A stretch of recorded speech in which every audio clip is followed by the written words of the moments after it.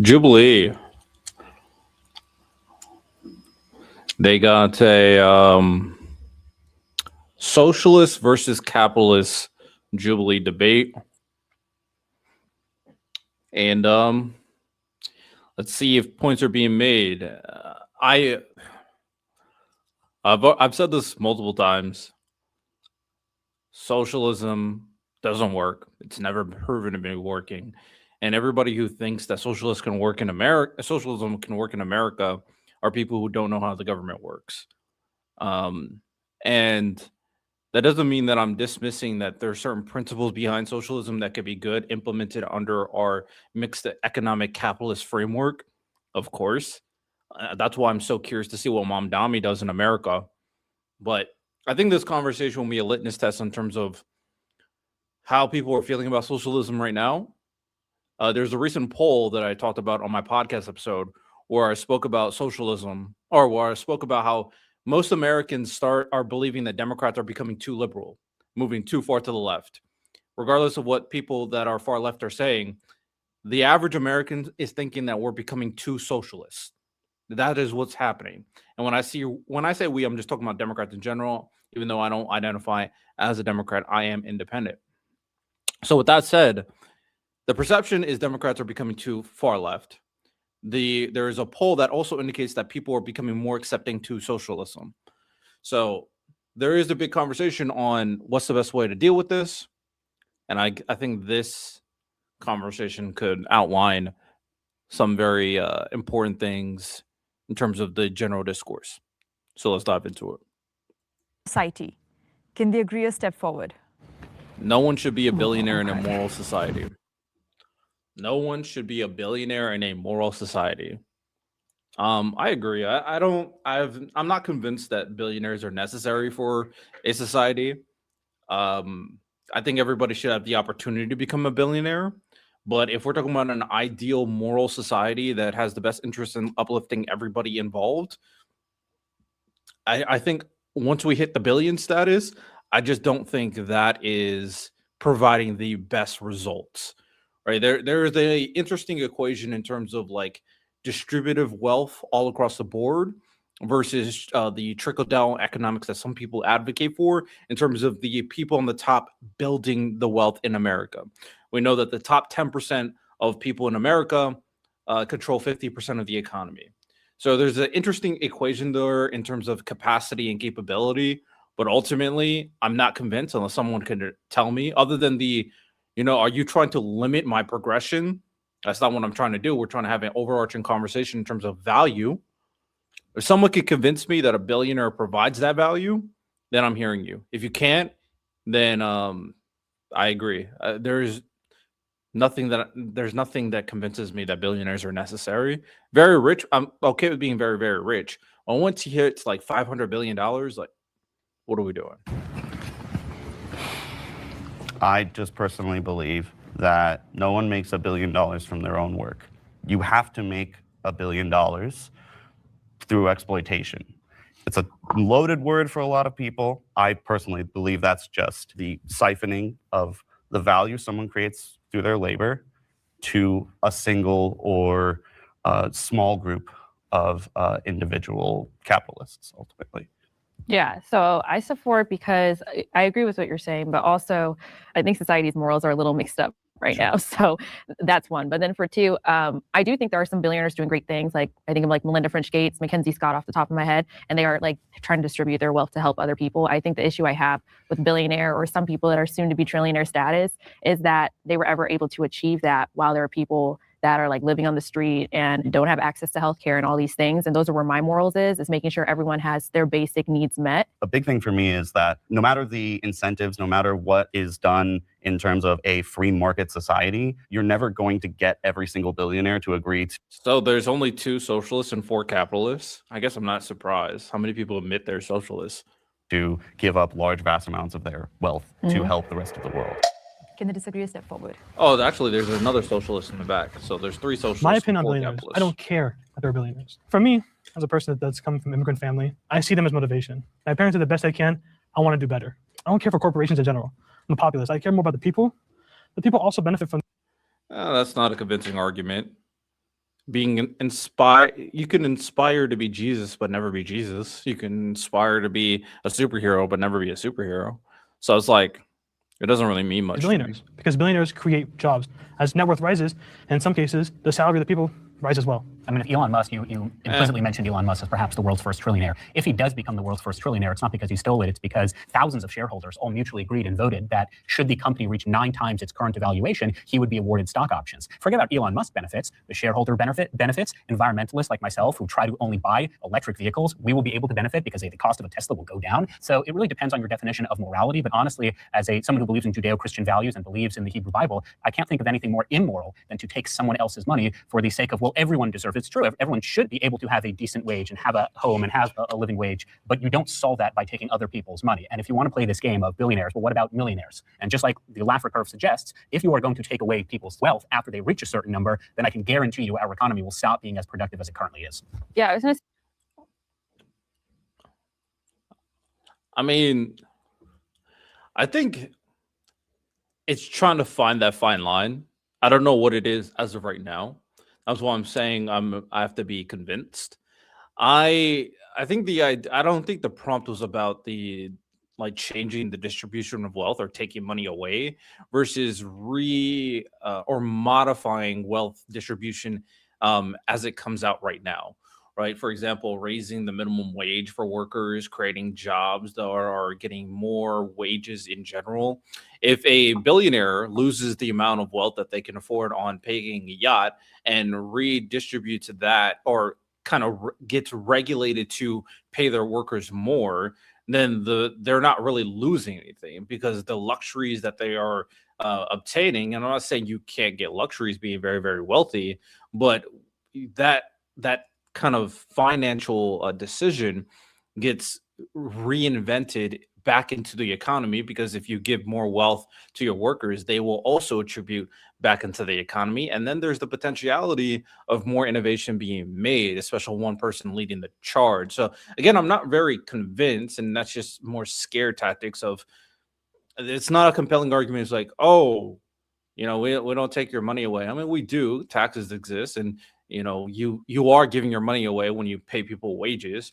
And it's not convincing. Say, okay, what about millionaires? No, because there's a certain threshold where there needs to be a level of wealth to create more wealth. That's why there has to be a good line, right?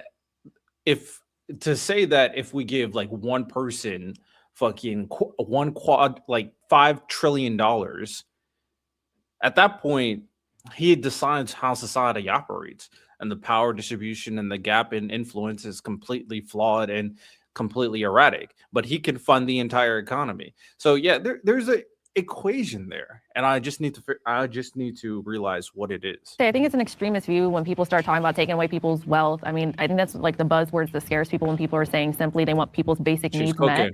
Obviously, given where society is, we can't take away Elon Musk's like $400 billion plus dollars. But I'm just saying my point of view, my moral compass is everyone's basic needs met. And then when I see certain billionaires, not just him, several of them that could be doing more and choosing not to, I think that's just a reflection of their moral compass. I'm not the kind of person to say we shouldn't have billionaires. I think there's the extremity view that we should just get rid of everybody's assets, and that's not the case. Like, you should be able to own your phone or a teddy bear or something like that. I think, but to say that Elon Musk got his wealth from free markets, I think is a little bit disingenuous. We have to acknowledge the fact that there is rent seeking by corporations just as much as the state. And so to say that it's a free market and that's the reason why he did so great, there's so many other things that go into whether he did great, how great he did. And I think we do have to kind of take those things. What I had wanted to say, because I resonate with what you're saying a lot, I think you'd have to be a monster not to want everyone to have their basic needs met. So the issue then becomes how we get there. So when we say, I agree, both of us say, we want everyone's basic needs met, I would ask you, well, how is that going to be done if it's not taking from other people? And that's the sticking point.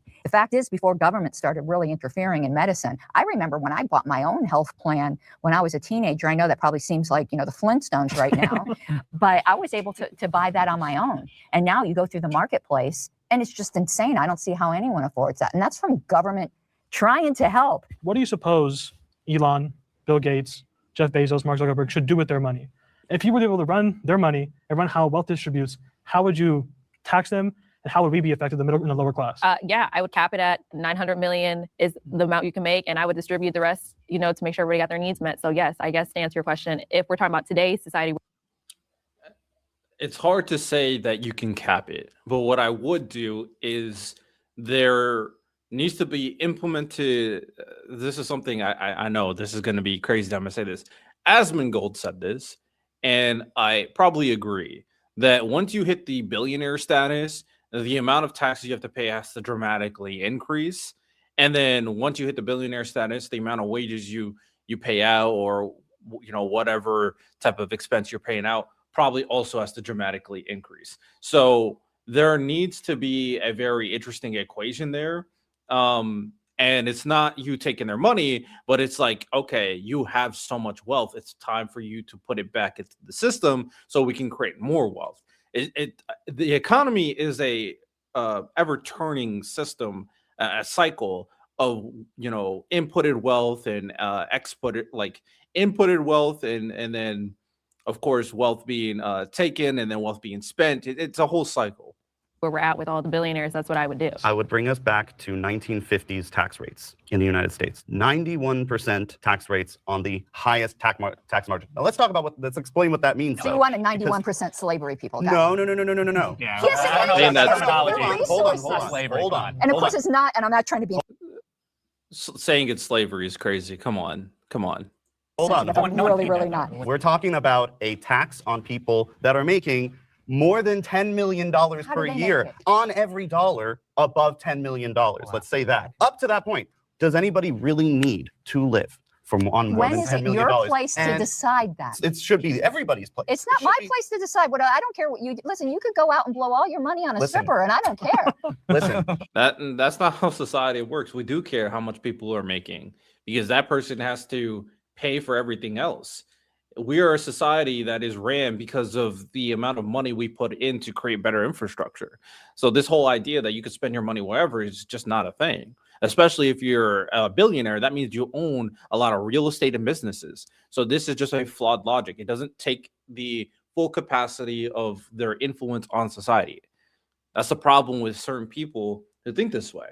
And we do take money from people. Taxes is taking money from people. It just is. we live in a world where the private corporations have been given so much that has been taken from all of us. I actually have to disagree with something you said earlier, that we are much better off now than we were in like the 1950s. Racial bias and everything notwithstanding, people had more housing. People had more. He's not going to sell me on the 1950s stuff. He's not going to sell me there. He's not going to sell me we're better off in the 1950s. I don't think he can make a compelling argument. And I don't know if that's true. We had more. I think Jubilee should fact check that. I don't know if that's true. We had more housing. And even if we had more housing, the quality of housing probably was way less. So, yeah, no. More access Houses to were a housing. tenth of the size. Well, sure. People now own 2 cars. But That there would've was been the unthinkable GI in Bill. these There days. was processes for people to get loans and housing ownership. Are you saying people can't get loans today? Yes. Oh, really? They How can't so? get housing loans? I got Well, if you don't have the capital to put up money, sure. but I there's can't nothing get a preventing housing you- loan. Correct. Most of us can't. If a bank knows you don't have the capital to pay back a loan, sure, they won't give it to you. But the idea But that that's you are not as- disenfranchised from getting a loan because of a capitalist The system. idea that it's easier now to get a loan for a house than it would have been in the 1950s is absolutely ridiculous. It's safer to get a loan now. The It's issue, safe. It is easier now. You can't remove the racial and the bias. Like, come on, bro. This is not a good argument. This is not a good argument at all. This guy is losing. the issue, yeah. But does that mean it's easier? Okay. Let's look at what happened from 2000 to 2007. We all know what happened in 2008, right? Uh-huh. Okay, that was all because of risky lending practices that were all occurring in that decade and the decade leading up to it, which led to the big pop. By right now, banks. it's By privately owned. by privately owned banks, allowed You by the think government. government-owned banks should be better? Okay, well, I didn't say that. here's the thing. I didn't say that. Here's the thing. The issue isn't that you can't qualify for the loan. The issue is that the properties are too high and expensive, so that the amount is just too outside of your reach to qualify for And the they loan. are only going Economic up. And why is it The way going for up? them to lower Because we is for can't the- build enough houses. No, I just haven't seen evidence that it's government that is performing a stoppage on housing wholesale. Just on a practical level, if there's an empty home sitting, to me, that's a crime. I think that if you are letting a home sit for 10 years, maybe it's time for someone to come in and say, hey, this house, if we don't want the price to go down, maybe we should, give it to somebody else. Forcefully take it from somebody. Yeah, I actually, yeah. Okay. So you advocate I for it. I'm glad personally- we got to I don't that. believe So in- okay. Well, here's one thing. Socialists don't want to take your freaking toothbrush. I don't- This is another bad idea. You can't just forcibly take people's land. This is why socialists start losing me. Like, I get the moral ethics, but then you go beyond the bound of what you should be able to do, and it creates a terrible, dangerous precedent. Don't take my home. I'd rather you take my toothbrush than my home. No. That whole We'll have to personal talk about- property thing. Listen, you could have my toothbrush. You can't have my house. I'm sorry. You're not a property owner. How at do the you know how the many level that houses we're I talking have? about. It's not what I'm saying. The vast majority of housing is not owned by individual people. It's owned and maintained by corporations. I have the stats on that, and it's not true. So about 72% of housing is owned by single-family owners, so owner-occupied. About the remaining 20% is. I don't know the exact percentages, but in terms of like ownership, yeah, corporations do not own the majority of housing. He's correct. It's not true. owned by investors. Now, when we say investors, we mean people that own 2 house. This could be your grandma that owns her house and her brother's house. That is the remaining 20%. The last like 2-ish%, that is like big BlackRock investors. So the majority of houses are owned by people living in them or by mom and pop. How many homes are we landlords. talking about is what I'm saying. I'm telling you the percentages. But the percentage of all of the houses. There needs to be a number there, though. So. Economic inequality is the root of most social problems. If you agree with the prompt, step forward. I agree. I don't know how you don't agree to this. I'm not I gonna guess I lie. can go. I think if you look at all the problems that cause social harm in society, you can regress like crime. I swear they're about to give if you don't agree to this, then the only reason why you wouldn't agree is you believe in the bootstrap methodology, and the bootstrap methodology is stupid. So You can regress domestic violence. You can regress pretty much any issue on inequality. And I think that there's a pretty clear link that that's the problem in and of itself. And we try to compensate for that in many ways through distribution. But I think it'd be hard to make a case that something else is worse than economic inequality. Yeah. Yeah, I agree. It's a knock-on effect. You know, you have economic inequality. It leads to people being unstable in them being able to feed and house themselves, you know, being able to support their families, being able to survive. We live in a society that requires you to have a certain amount of money to survive in a livable way. So, of course, the inequality in economic stability is going to be a central cause of societal ills. Yeah, and I think too with like the different intersections, like Black and Brown communities, queer communities, disabled, like you mentioned, domestic every 10 violence. minutes, I'm gonna do We some already have a push-ups. society set up a certain way, and being such like a capitalist society, that when all these other intersections come into play, it, like we've said, causes more, inequality within it. Yeah. And if you look at the vast majority of crime or any other social ill, like monetary factors are what drive a lot of it. Even if you look at stuff like domestic violence, you could even break that down and say, hey, look, because we're having financial problems in our marriage or whatever the case may be, that can cause the issues. And so it's, if you have everything like better distributed, then I think that you would solve a lot of, not all crime, but the vast majority of it for sure. And I'm a survivor of domestic violence, so I can definitely attest to like the financial abuse aspect of why some people can stay longer than like we'd want to, is because we can't get out from under, like, where are we going to go, like to the street, it's a worse situation or scenario than the one we know, unfortunately. So yeah, definitely. Yeah. I think one thing I can think of is housing insecurity, a major issue in my view of why there's such a problem with housing and with not just homelessness, but people having inadequate housing, is accumulation of capital ownership of real property, So I feel like that inherent in unequal structure ends up having people, not be able to afford housing. It brings the prices up, and they stay up no matter the circumstances. And that endless growth doesn't allow for people who are already in a difficult situation to find available housing. And, we have millions and millions of empty homes and millions more people homeless. And I personally believe we could house every single person if we literally just give people housing. Yeah, I agree. And then also too, even with, there's like the stereotype, because I've also experienced homelessness myself, like lived on Skid Row the whole 9. So I was still working like 2 jobs, and we were not making livable wages. Minimum wage is different than like a livable wage. That's different than like a reasonable wage, depending on the industry you're in. I do a lot of freelance, so sometimes it can get murky. So I believe, to your point, what you were saying, like people are doing everything they can, and we keep like raising things up, but not raising up like how people are able to afford living. Then that's how we have like the homeless or unhoused epidemics that we're dealing with right now, and everything else. In the disagreeer, step forward. I would like to start because there was something personal that was said. So I grew up in a very domestically violent family. I mean, as a child, I actually was constantly anticipating having to attack my father to save my mother. It was not based upon economic inequality. So I think to reduce domestic violence down to that. Come on. Come on. Come on. It's a proportionality, not a totality argument. The proportion of the times people are in domestic issues are because of bad environment that's leading into more negative emotions. If you're poor, if you can barely live, you take your anger and your emotions out on your family. We understand that it can happen everywhere, and I think they said that proportionally, if you have less wealth, proportionally, you're gonna have less joy. Proportionally, you're gonna be more upset because you're doing something you don't like. So you can understand where it proportionally happens, not always happens. Come on now. That's very disingenuous. It is simply not fair. There are inequalities that cause issues, but there's no way to get around that. So you're going to have inequalities even if everyone was monetarily equal. But of course, I would say, where's that money going to come from? It's all about proportion. Oh my God. This is like, this is always going to be an issue. So let's not solve the problem. I hate these arguments. There's always going to be a problem, so let's never solve the problem. Is so fucking stupid. It is a stupid point. It's a terrible point. It's just going to make everyone equally miserable. And if that's the equality we're looking for, fine. But once you get past that, if everyone still had the same money, there's such a thing as pretty privilege. There's going to be someone who gets advantages because they're prettier. God, bro. Or there's going to be someone that gets advantages because they're smarter. So I agree that there are issues with economic equality. I think you would have to be kind of daft not to think that. But I don't think the solution to it is to take from other people to give to other people, because then you're just going to start. Nobody's saying that. You're loading the question. Oh my God, bro. What? Well, I think one guy might have said that, but like, come on. What are we doing? Or to create other problems. I think the problem is that we have within society a very small amount of sociopaths, and we make them our politicians that run our lives. I think that is more the bigger problem, because I know capitalists have the reputation of not caring about people. That's not me.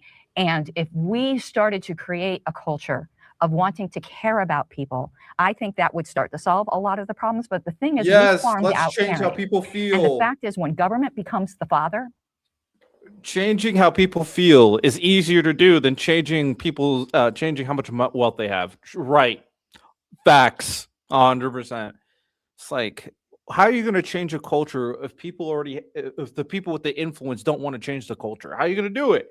Tell me. It's just, we go, we're not going to help that person because the government program is going to help them. And there's something ennobling about giving charity, but also about taking charity, because you could be the recipient tomorrow. And that's the way like fraternal aid societies used to work in the early days of this country.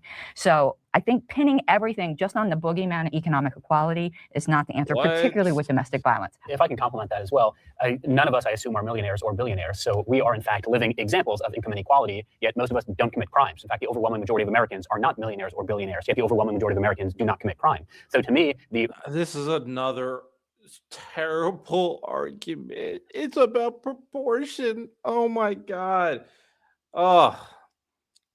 Argue for capitalism better, please. Can you argue why I'm a capitalist, but the capitalists are not making good arguments right now. root cause of so many of our societal problems is the revocation of human agency, whereby we are all responsible for our individual choices. And I think the greatest proof of this is probably Venezuela. Venezuela is a socialist country. 90% of all Venezuelans have the same socioeconomic status, i.e. they are all poor. So you would think, well, because they all have the same socioeconomic status and inequality is actually... That's a terrible argument. What? Oh my goodness. Like, what are we doing? These are bad arguments. These are just not good arguments at all. Hey, they're all equally poor, so, you know, and they're still causing violence.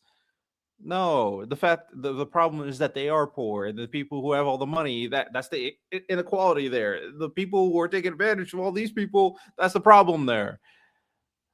Yeah, this is not a good point. It's not a good point.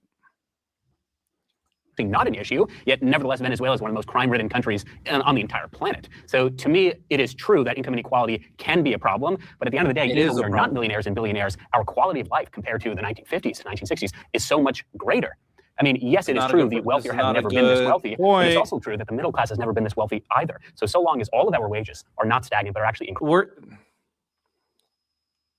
The middle class is like fucking nearly gone. Like, this is not a good point, bro. What are we talking about? Then actually don't see why that's a problem. I wanted to speak on the domestic violence one because I was just addressing an example within it because there's a lot that goes on in that. So I'm sorry that you experienced that, but I think financial abuse is a very big reason why some people do stay longer than they should because they don't have a way to leave. Like you have to go, you have to get your own place, you have to figure out jobs and all that. And depending on your situation, your abuser might have used financial abuse against you. And then I wanted to go to you because aren't we talking about in the US? So why? Is that one woman's only conception of socialist thought that little red book? Is there a socialist red book that you're referring to? I don't know. I think so. I think so. Are we comparing like a socialist society to a capitalist society in that example? And then wouldn't you agree that it would be a better if we all made livable wages where we're at so that people could actually like live, not having to be check to check because we're making livable wages. So I just wanted to know why you went to Venezuela. Sure. The reason I mentioned Venezuela is because the debate is socialism as a political philosophy or as an economic concept, and there's no greater damning indictment on socialism being applied on a society than Venezuela. We could talk about the United States as well. So I agree. We should all have living wages, which is why the job I had 2 years ago is no longer the job I have because it wasn't paying me enough. Now I'm getting double as much. And that is because we live in a free market economy where I can choose where I want to work. And I think you're actually probably the best example of it. You said yourself, now you on Skid Row, now you are not. And that's a direct result of your skilled capital, your skilled labor, your talents, and your ability to not be subjugated to a system whereby all prices are guaranteed, all income levels are guaranteed. You made something of yourself. So if anything, I know you're on this side of the aisle. Okay, I think, like I said, I am capitalist. There's no argument that I've heard in terms of socialism ever working. The problem is that the capitalists here are not engaging with the prompt. They're not engaging with the thought exercise. Economic inequality is the root of most social problems. Should be a unanimous yes. It just should be. You're arguing on the like the nature of socialist countries and why it's bad. That's fine, but you're not engaging with like the problems of society now and how capitalism can improve this very aspect. You're just disagreeing to disagree. Like sometimes when people have a generalized position, they always assume the answer that they're supposed to be giving without really engaging with the answer that they truly think. And that is a problem here and there because you would assume pro-capitalist. So of course, anytime a socialist agrees with something, I have to disagree. That's not how it goes. You can agree with some things that socialists say because some things that they say come from a very humanistic, humanitarian, morally good position. But some of their ideas can also be dog shit. Like everything is nuanced. So that's why his argument when he brought up Venezuela sucked. It was not a good argument. Oh, but really, you're living proof that capitalism actually really works. No, I worked like 5 jobs to get off of Skid Row, and I was there for years. And I should have never had to be there, but given my situation in domestic violence, like I got to a point where I was either going to die in my situation or make the choice to leave and be on the street. So no, I don't think that I'm an example in that way of successful capitalism because there should be government resources to help survivors in general, like be able to do that. And that goes back to the fact that we have a lot of people at the top that have this privilege due to the capitalist society of like continuing to like accumulate money. And it's not being, I don't want to say filtered, but given to people who are working, who do live in the US and who do deserve to be able to get out of situations. Or even if you're disabled, like you need like some help, for the time being, because you need that disability insurance or something like that. Like you should be able to have access to those things. Correct me if I'm wrong, but it seems like you're suggesting that those with an immense accumulation of wealth, the Elon Musks, the Bill Ackmans, they are maybe not direct, but perhaps indirect result of you living in poverty or being impoverished. But I would actually argue, take New York City, for example, the top 1% of earners pay 48% of all of the taxes. 48% of all of New York City's revenue come from just 1% of all the earners, whereby the bottom 50% pay only 5% of the taxes. So I guess I'm sort of unclear as to how those at the top of the socioeconomic status are somehow responsible for our lack of being in that top socioeconomic status. And if anything, there is nothing in a capitalist system, both legally, both on a policy perspective, that would actually prevent any of us. Okay, this might be a better argument than you made before. Hold on.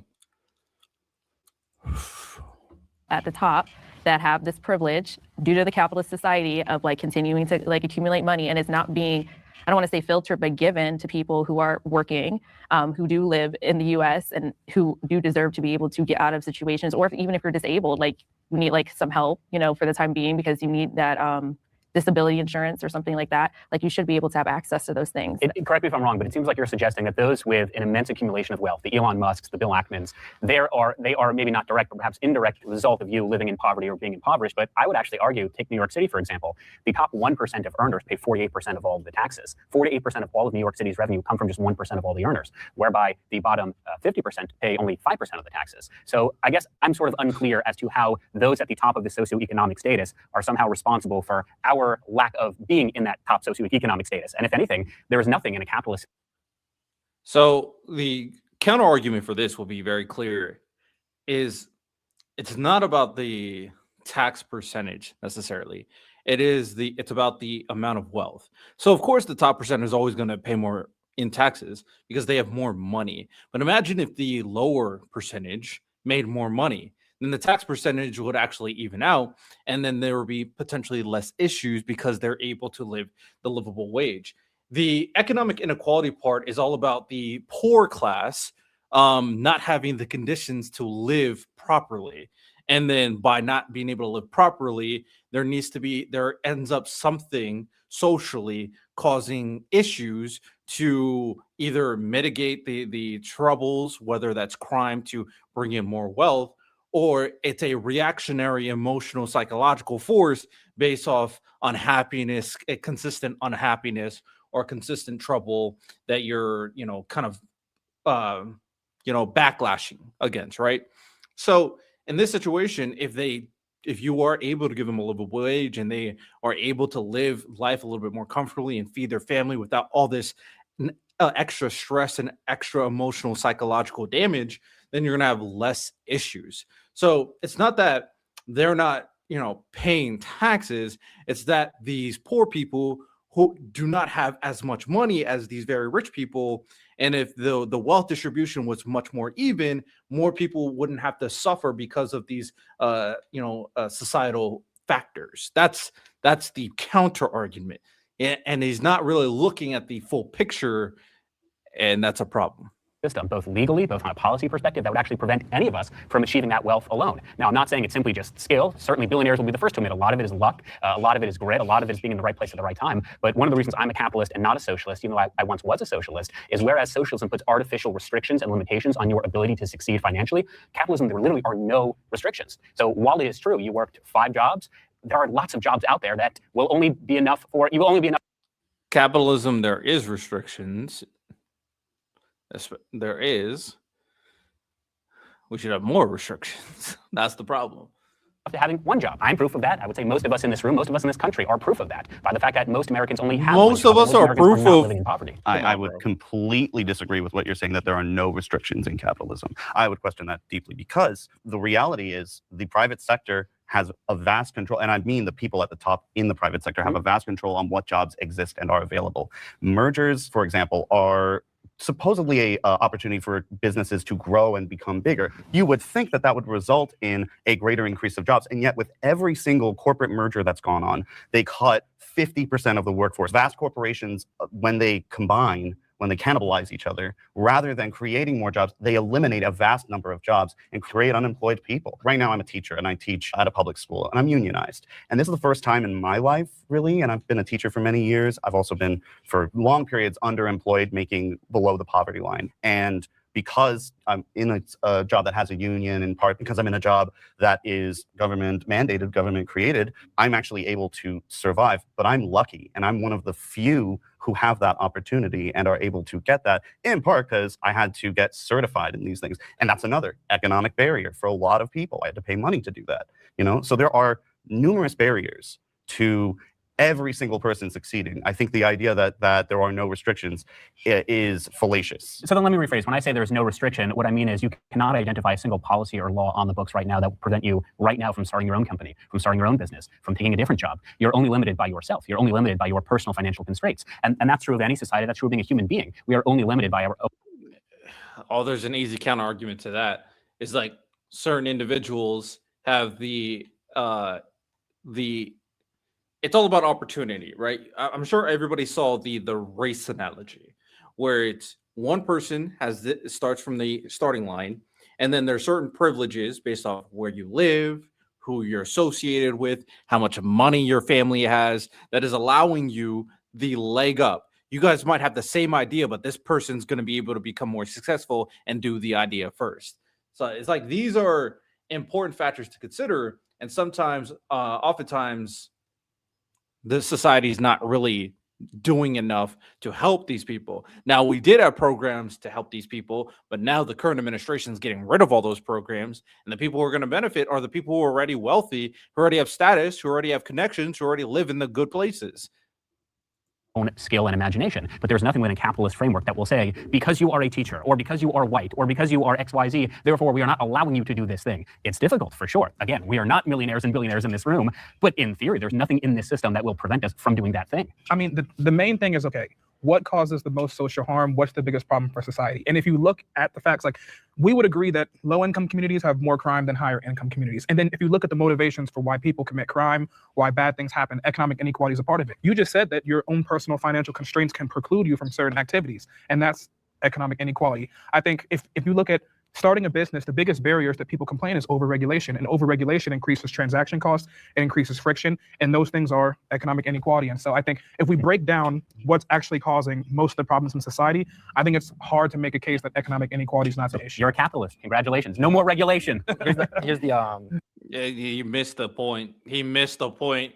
That's what I'm saying. This guy's not engaging with the prompt. He's just looking to fight on the lines of socialism and capitalism.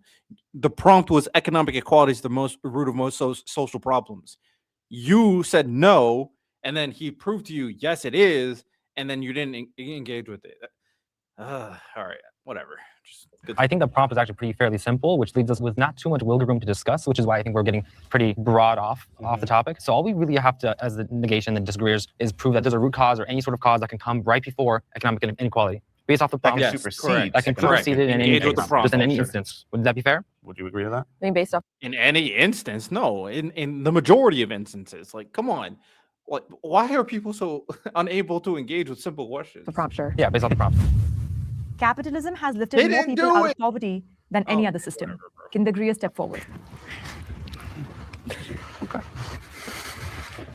If we're going to be honest, I think it's pretty clear capitalism is the best system. Capitalism has lifted more people out of poverty than any other system. That's true. That's just true. See, here we go. Now, if we start comparing capitalism to other systems, this is just objectively true.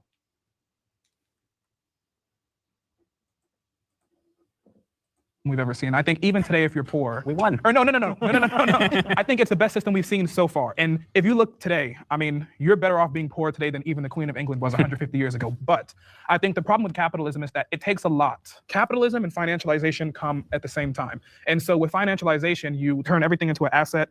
Things like housing go from being a social right to an asset. And so you reach a certain point. I mean, theoretically, if we believe in infinite economic growth, we're going to eventually get to a point where everybody has as much money as they need for everything and everybody can enjoy the luxuries. And so therefore you should switch to a system where everybody collectively owns things together, and it will be more ideal. And I think if you look democratically, a lot of the I institutions that disagree with people that. support the most are socialists. Like if you think about like a police station or fire departments, stuff like healthcare, those are all like socialist oriented goods. And those are the kind of things that we want to eventually get to. The whole point is that you go through a transition in kinda society agree and with that. capitalism eventually develops into socialism. So I'll make an example. My mother comes from Soviet Ukraine. Okay, so she tells me stories. My grandma, she's from Turkmenistan. My mom's from Ukraine. They all lived basically in the same house, a government given housing, right? And she kind of talked about the horrors of kind of having this distribution of wealth, all these kind of things. But eventually, when the Soviet Union fell, right, she came to America. She seeked a better life. At that point in time, she was getting about an average like yearly stipend of 400 rubles, which is around back then it was like $200, $300.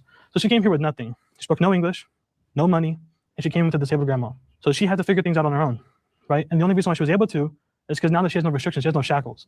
She was able to grow. You know, she went from being a non-English speaking Ukrainian, then worked for the USPS, then she got into nursing school, then became a dental assistant, and now she does that to this day. Wow. And simply coming out of a society that kind of has a roof over her head where she couldn't grow. She was stuck in one point. She supports my family, me, my dad, but also at the same time supports my grandma, who thank God is still with us. And it's only due to capitalism because she was able to grow beyond which was able to do before, basically. Everyone comes down to principles, but I would unequivocally say that nothing that requires the labor of another person is a right. Not to diminish what happened earlier in this country, because I know these words can be trigger words and I get it, but it's a form of slavery. When you are required to use your body and your labor to provide something for somebody else, you no longer. Her use of slavery is dog shit. She should stop doing that. Just make your point. It's slavery is not the point you're making. It's not the right term. Just make your point. Longer own yourself. And for me, that's a non-negotiable. There is no idealistic society where my effort can be forcefully taken from me against my will to provide for someone else. Now, I'm a very generous person. I don't mind giving to other people, but you try to take it from me, and all of a sudden it's like, no, ma'am, not today, Satan, no. So I think there is that fundamental disconnect there. So you talked about a right to housing. You're right.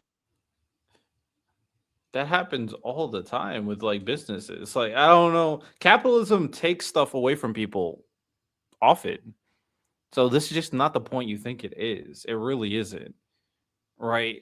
There's the situation where a small business gets stuffed out by a bigger business. All your work and hard effort gets taken. What about the what about people who take your idea and then copyrights it or patent it? Like that happens too. It's just like this is not really a point because this happens. There's give and take away. People taking advantage of the system, of course. It just happens in general. The thing is, we just need to ensure that the system is there for the benefit of the people at large. I think that's what matters more than stuff being taken away from you. Like, it is what it Is to pursue housing. I can't stop you and another willing participant from arranging for housing, but I don't have to give you one, and I don't have to do a thing to get you one. Now, if I know you and I like you, I'll want to help you out. I was going to say, I think analytically, if we look at what socialism really is, it's really just a collective ownership of all goods. And I think, so if we look at housing, right, the biggest issues that we have with housing is that certain types of housing is allowed, not. There's regulation, not. And I think the way that we fix those is we have to have the state. The state has to exist. The state has to moderate things. And ideally, you want everybody to work together and to vote and to be on the same page. Voting is 50 people. But that's voting is participating in a rule. Ownership is another level above that, where you have specific say in terms of like what happens to the thing. And I guess there's similar principles there, but once you have ownership, at that point, there can't be a guarantee that it kind of goes well. And then we have to determine the like majority versus the minority. There's just so many issues I have with that concept in general, and for the most part, it's never kind of like manifested in good ideas. For the most part, my vision is that one of the biggest problems with housing is, yes, building more houses, but it's also that the people who do own homes don't want the prices of their homes to go down. So the people who currently own homes are also fighting against like home values lessening to make them cheaper. They're fighting against that. There's a difference of opinion there. Telling the other 49 what to do. Yeah, okay. Let's go back to the housing thing. Your concept of the state needing to grow infinitely to maintain, sure, you can possibly assume that, but let's look at the issue of housing where this is tantamount the exact opposite case. As the state has grown, as we have grown more and more regulations, we have stunted our ability to build. So let's look at California. I love the state, it's my home state, love it to the ground, but we have kneecapped our ability to grow. Let's look at that train we built. Because of our size of our state and because of the amount of regulations we put in place, environmental, all good and well, but when you overdo it, which we have, we make it so that we have a sliver mile of a high-speed rail in the middle of a Merced going to nowhere, which none of us really want that. We all want a high-speed rail. That'd be super cool, but because of our heavy regulation, we just kind of slapped a portion of it down there, uncompleted. This also falls down to our housing. Because of how much regulation we have, there's so much red tape to get anything built, we don't get anything built. So we don't have sufficient housing. I mean, kind of to piggyback off what he's saying, it's artificial scarcity. In essence, it's the government who's imposing these problems. You know, we see zoning as a problem. They don't allow us to make duplexes in certain areas, and it costs tens of thousands of dollars just. That's removing the ownership of individuals themselves, and especially considering the homeowners also and want to ensure that more housing is not built.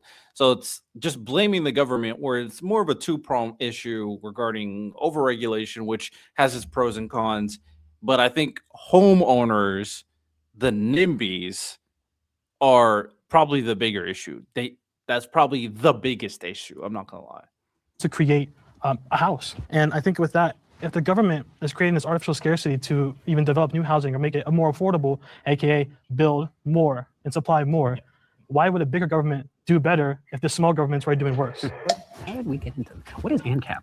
Anarcho-capitalist. Oh, Yeah, I only disagreed because, okay, so you're lifted up out of the system, right? But can it be maintained like your now new living environment or situation? Or are you one check away from going back to where you were, which is how I feel we are today? So like, I'm still check to check today. Like if something happens, I could easily end up That's back not the there. prompt, though. Unfortunately, So, but I'm giving Again, yeah, this time you have to engage with the prompt. That's what I said before.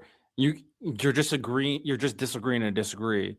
The prompt is, if you have another system, what is that system? You can't just disagree just because you hate capitalism. That's bad faith. You're not engaging with the idea.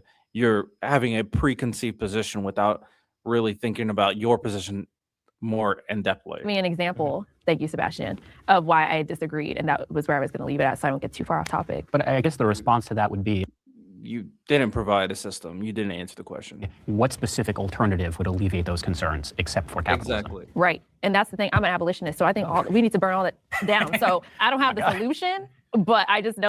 Okay, that's such a fucking stupid idea. That's what I'm saying, bro. Like socialists have a good moral foundation to care about people. It might be genuine care, or it might be more individualistic care based off and things that happen to them. But their ideas fucking suck. Their actual ideas in running a economy and running a country is dog shit. It's bad. What are we talking about? That I disagreed with that for the reason I stated. But I actually want to point to a couple things I do agree with. I agree that there's artificial scarcity, but it ain't the government that's causing artificial scarcity. It is hoarding. It is ownership by a few. That is, to me, tyranny. You talk about tyranny in libertarian not and the few. anarcho-capitalist Yeah, I wouldn't say circles. the few, Tyranny, but- to me, is that which is imposed by those who have the resources to impose it. And to me, the people who have the resources to impose that kind of authority are the Elon Musks, the Jeff Bezoses, the billionaires who happen to now be also in the government, creating a lack of distinction between private capital and the state. I So- agree. So that we can agree, there's middle ground there, right? Yes, I think But- there's a lot of middle ground, well, actually. true, but it's the causes. It's the causes that we're talking about. And I agree with what you were saying. So I disagree on the principle that capitalism has brought people out of poverty more than ever. Socialism is an outgrowth from capitalism. Capitalism inherently breeds socialism. So for me, it's like we have to embrace it and understand how it will work, because it's an inevitability. Where I would push back is when you say that capitalism is a fruition of feudalism. That's not- Capitalism is a fruition of human existence and of human nature, whereby we have incentive to do things. You had an incentive to come on the show, whether it was because you wanted to express your ideas, you wanted to be on TV, you had a reason for coming here, otherwise you wouldn't have come here. No one forced you to do it. So to capitalism, while it is true, capitalism as a theory, as an economic principle is 400 years old, capitalism as an innate human response to life has been around essentially since we've been able to trade and better our own existence. If we did not live in a capitalist system whereby we were incentivized to do things, then we would be decentivized, and the problems that you are alluding to, which I would agree with, there is income inequality. Yes, there is to a degree a scarcity. We might disagree on the causes, but we certainly don't disagree that it exists. My response would be, we actually need more capitalism as an antidote to these problems that you are alleviating. When I start a business, for example, well, I clearly the don't only know way if I my agree with business that. will ever succeed is if it provides a service to you, if you benefit from it. Because if you don't benefit from it, or if no one benefits from it, then guess what? My business will cease to exist. So capitalism can actually alleviate. No, not necessarily. I guess one of the biggest issues is not that your service is not getting the it's not getting the consumption from the consumers. There's a concern that even if people don't like the product, your business will stay around because it's the only business that exists.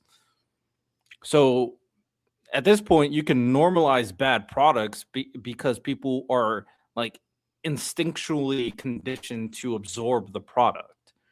No matter how bad McDonald's gets, it can be as mediocre as possible. They'll always be able to survive. Right? If we're thinking about like grocery stores, for example, like what's the competition for Walmart really? We're talking about Amazon. No matter how bad they get, there's a condition that Amazon is the place you go to online to buy goods to get delivered. So it's like, that's just not how it works. It's not.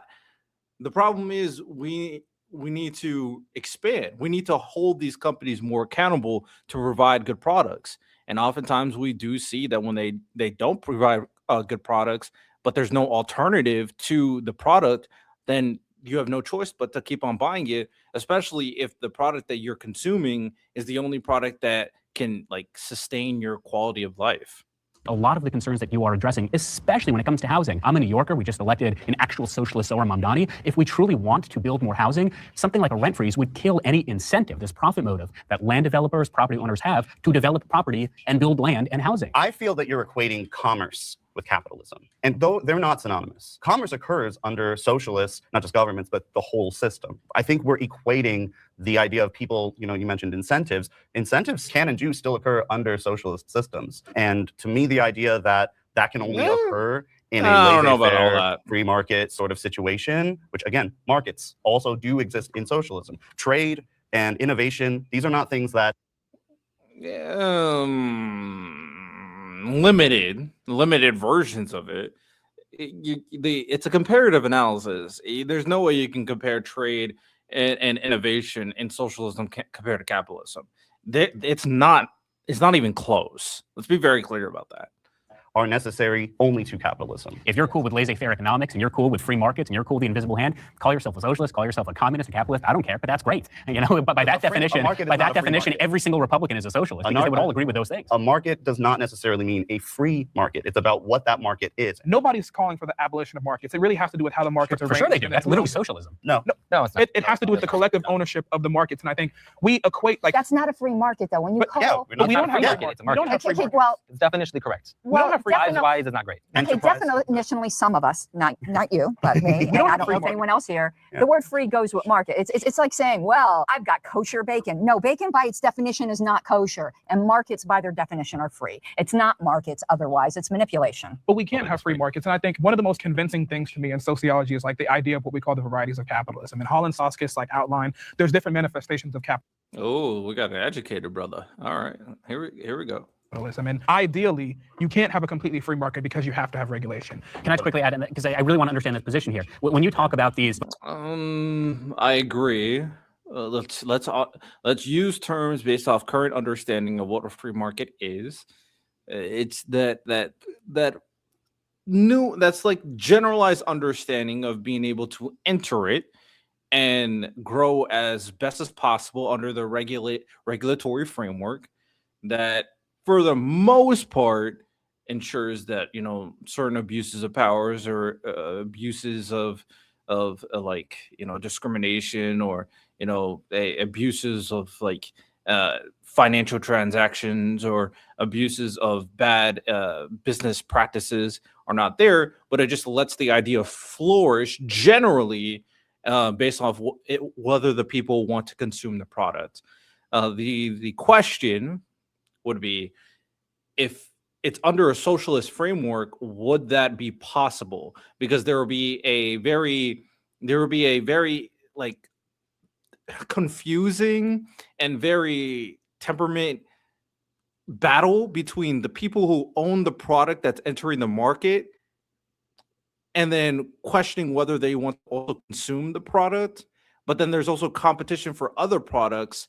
So there's going to be incentive for the people who own the product to not want to compete with the other product because they're going to lose the investment. That's why it doesn't make sense, right? It doesn't really make any sense at that point. Voluntary cooperatives, perhaps inadvertently, you are literally describing the composition of an LLC. I mean, you can say that's socialist. I think that's a weak argument, but ultimately that is a fruition of free markets, of people coming together to make voluntary agreements. What I'm struggling with your side is, even with your diagnoses of the problems of capitalism, what specific alternative are you looking for? And then can you name 2 countries currently that socialism is in fact working? China's one. You think that China's not going to go down well. What is the fastest growing economy in the world? Actually, per capita, it's not China at all. In fact, China's stagnating. The reason why they have a large economy is because they have 1.5 billion people. Well, that's the rest of the why is their economy? And isn't China? I haven't looked into this much. Isn't China becoming much more mixed economy? Aren't they pushing back against a lot of they're more and calling China? They're more like just communist than socialist at this point. But China's a terrible example. I'm not gonna lie. Why are you bringing up China? Well, we have to ask why their economy is growing. It's because they're opening themselves up to the free market. First off, all production is basically exactly like virtually all production. Trump wanted to do production here and was not successful, in part because of capital forces has somewhat of a monopoly on production. Whether that's good or not is another question. But I think the idea that we shouldn't question it because it's working for some of the people now is a concession that society can't get better. It's saying Fukuyama was right. History's over. People can easier understand the end of the world, the post-apocalypse, than they can post-capitalism. Is anybody saying that? And that's because there's not that understanding or forward thinking, in my view. And at least looking at China, you can see, sure, I'm not saying that it's a perfect country. I'm not saying that there's not problems with the system itself. Stop. I hate when people do that. I think I do it sometimes too. We're not saying you're calling it a perfect country. We're saying that you're saying its economic model is better than America's economic model. That's the problem. Stop trying to hedge it to make it seem like what you're saying is not crazy. It's crazy. You're saying China's economy is better than America's. That's crazy. Now, currently, of course, we're struggling because Donald Trump fucking sucks, but it's still crazy. But it is a force that I would say is pushing forward at least some form of socialism. No, Corporate monopolies prove that free markets rarely stay free. Can the agree or step forward? We'll talk about middle ground. So we all agree that within capitalism, at least currently, we need government, right? No. Well, no. Well, No. that exists, and that it's, for me, its main feature is to dissuade a monopolization of corporations and maintain our No. free market so that we can continue having good. Governments entrench monopolization by They corporations. do, but is there any other mechanism of which we can get rid of monopolies from forming naturally, other it's- than using an outside government party? If you're talking about corporations, they're a creature of the state. Without the state, there wouldn't be corporations. They're What is she yapping about? I'm skipping this. I think we all understand this. I think she's libertarian, and her ideas are also fucking dog shit. But let's move on. There's no good argument for corporations being corporate monopolies being good. There's no good argument. Let's wrap it up with this. There's no perfect economic model. I don't really care about that question either, because there is no perfect economic model. You only could just keep on improving it based on people's current standards. Overall, was this a good conversation for socialism and capitalism? Fuck no, it wasn't. But it was interesting to hear people's perspective in general of the current socialism capitalism conversation.